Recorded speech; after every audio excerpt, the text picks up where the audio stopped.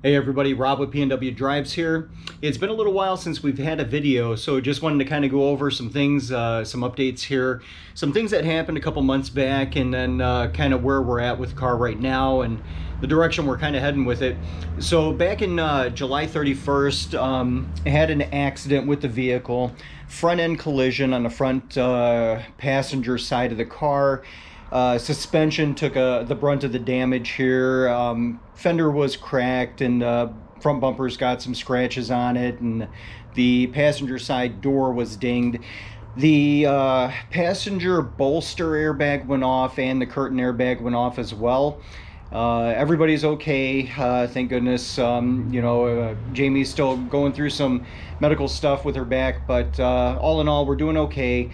So with the car, basically the insurance company says, hey, at this point, with the amount of damage to it, it's going to exceed the value of it, and we're going to go ahead and total it out. And that was some hard news for me to take. So anyways, with that being said, I knew the extent of the damage. I'd also gotten a Blackstone oil analysis report back in August, and it had been sent in about 2 weeks before I got into the accident, but got the analysis back, and engine was just looking great as far as wear metals go and at the mileage she's at. So knew my engine was solid. Didn't have a check engine light after the accident, no transmission codes or anything like that.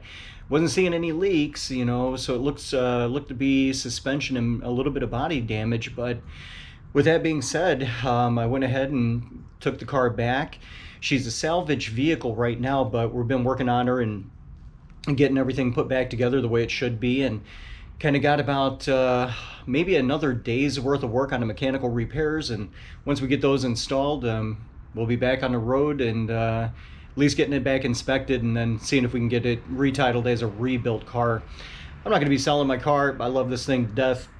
I've spent way too much time and money into it, and don't ever expect to get rid of it. So for me, the rebuilt title's a moot point. Don't really care. But anyways, with that being said, let's go ahead and take a look at the car, and I'll show you guys kind of the damage that had occurred, and then some of the parts we're going to be using to replace and fix her up. So without further ado, here we go. Alright guys, so we took the rear diffuser off. Everything was fine in the back, by the way. I got to clean up a little bit of these double-sided tape residue, clean up down in here a little bit, and then do a clay bar here. Got to get some residue off for the rear spoiler. So here's some of the damage, guys. So back right tire, you can see where this is just cracked. It's crazy. This did not break, or the tire didn't pop. And big old chunk taken out right there.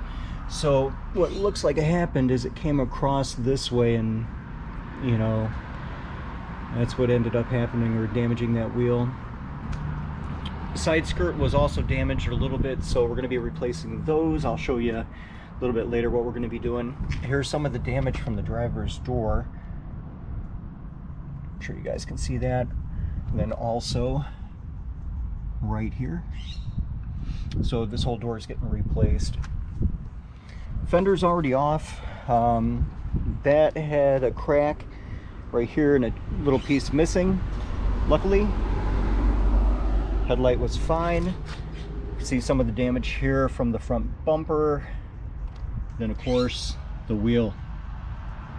She's bent in all sorts of different directions, and I can't believe that did not pop.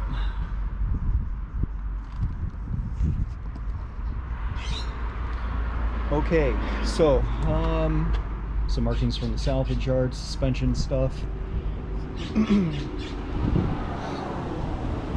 Here, I'll show you guys. I don't know if you can pick this up on camera or not, but right here we have a crack that goes all the way down through the carbon fiber. So that's all coming off, and this whole bumper is actually getting replaced. We're going to be getting rid of the license plate holder up here, then coming around to the driver's side. Damage here, but no biggie. We got a new bumper here, and I'll show you guys that in a bit. some of the front wheel damage, so just got scraped up and curbed pretty good. But that was it on the driver's side. Everything else is good, and yeah, I know I got a lot of tar marks and stuff I got to take off here with the clay bar in a bit. And then the left rear, so a little bit of curbing here as well. A sweet vented rear bumper. Shout out to Colorado N5X.com.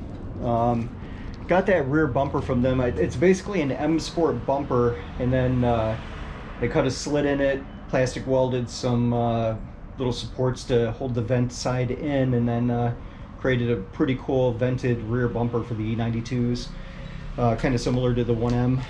Alright guys, so that's the damage, and now we'll kind of go over some of the stuff we're going to be, I guess, fixing on the car.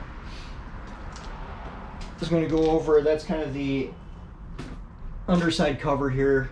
So I had a big power steering leak for the last couple of years. I just keep topping off the fluid and make sure it didn't have any issues, but after the accident there was no more fluid in there, so we went ahead. I'd already purchased a hydraulic steering rack for the car a couple months back, knowing I was going to get that replaced to fix the leak. So my tech Corey did an awesome job. First day of repairs, ended up pulling the steering rack out, got that replaced for me along with a bunch of suspension components, and actually got a rolling first day. And I'll go through some of the parts here, and then you guys will be able to see some of the damage. So we're going to be running Bilstein B8s in the front. Bilstein B8s are already installed in the rear. Let's see here. Okay, so strut from the passenger side, and you guys can see how mangled that thing is.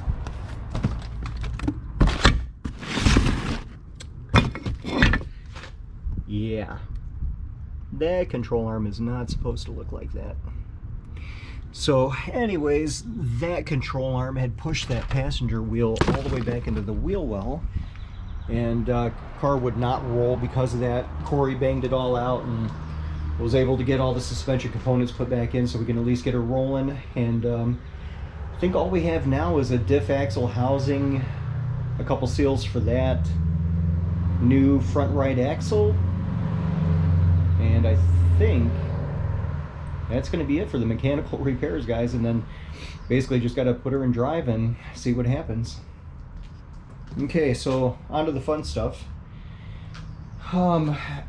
Since that passenger bolster airbag went off, instead of replacing it with just another non-M Sport seat, we're like, hey, it's a good time, go ahead and upgrade both seats to something with some bolsters and a little bit more comfortable. So we ended up going with some Brom Alpha X's. Pretty happy with the way they feel, the way they look. Seem to be pretty well made. I'm going to be installing the sliders for those today, along with the mounting brackets from Planted. Then we'll get those installed. Up next, we have, for the side skirts of the rocker panels, we're going to be putting some M3 style rocker panels on. Those are still upstairs, but these are the carbon fiber side skirts that are going to go under those. These were purchased through Colorado N5X.com. Alright, next, rear diffuser. So that I've had on there for a little while, took it off, ceramic coated all of the carbon fiber, and yeah, just getting ready to wrap the vehicle, and once we get it wrapped, we're going to install those and be good to go. And then of course the spoiler.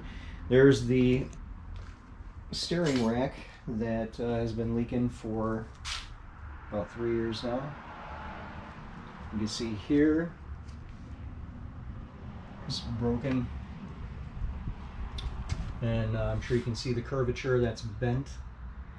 So I was gonna get those links replaced anyways, but yeah, we're good to go now. So spoiler and the diffuser. Next up is the front bumper. So for the bumper, we went with M2 style front bumper from Colorado N5X.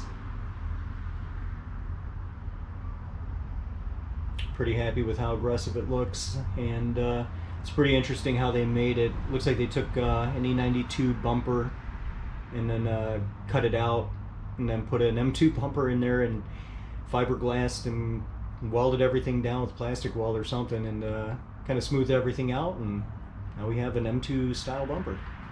But that came with grills, no fog lights, and yeah, should give her a pretty aggressive look compared to the non-M Sport front bumper we currently have installed. Then behind that is the BM style carbon fiber hood, ceramic coated. Pretty happy with how it looks. Vents should help a little bit with heat management and under the hood and get some of that hot air out of there, but really like the hump, kind of digging the style. Pretty happy with it. We'll see how it fits. Got to transfer some hardware over for the latches, and then also have some flush mount hood latches coming, so I'm going to cut into the hood, get those installed, install some hood pins, and that way we'll be able to secure the left and right side down a little bit more than just using the latch in the front. Well guys, that's about it, I think. Yeah, we do have a wrap upstairs. I'll go upstairs and show that to you guys real quick. Alright guys, so went upstairs, grabbed the vinyl. Got a big roll, but here's what we have. This is Tangerine Dream. Shout out to metrorestyling.com. This is where we purchased it from. But it's got a nice shimmer effect or glitter in there, and the flake just looks so good. And then it's got a little bit of a color shift to it too. So kind of looking forward to getting it wrapped in orange.